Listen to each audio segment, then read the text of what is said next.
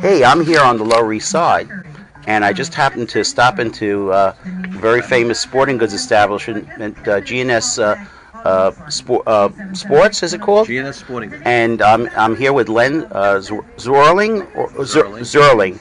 And years ago, Len and I did a wonderful project with some kids at PS20, and where he gave them the grand tour of the business and told about the history.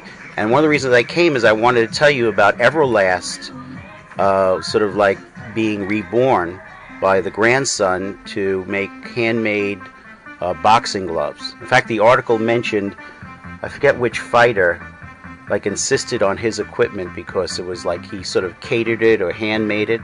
And you were thinking of doing that. So what do you think, Len? Are you going to try and revitalize that business that your father started, right? Yes, my father started it, but I don't have to revitalize it. We're very strong right now, but I wouldn't have them handmade here.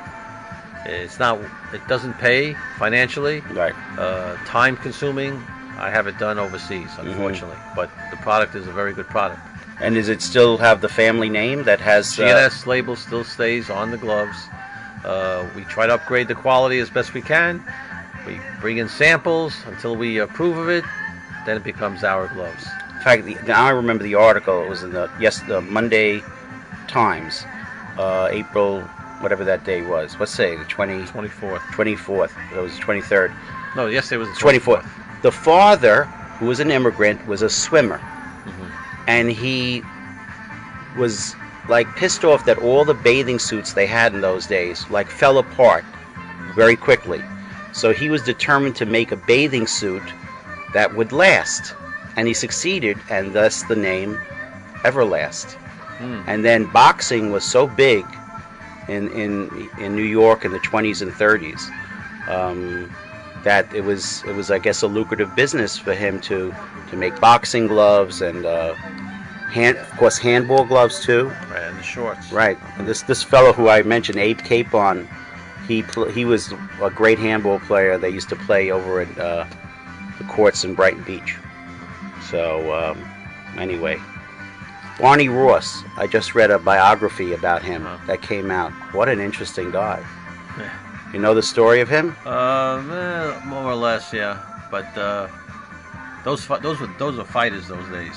Today it's all about money. Today it's all about money. Those days they fought for nothing. They fought with their heart and their soul. Today I have a fighter of my own, as a matter of fact. I manage a fighter. Really? Yeah, it's right here. Pictured right there. How's he doing? As a pro, he's 9-0. But it's tough getting fights.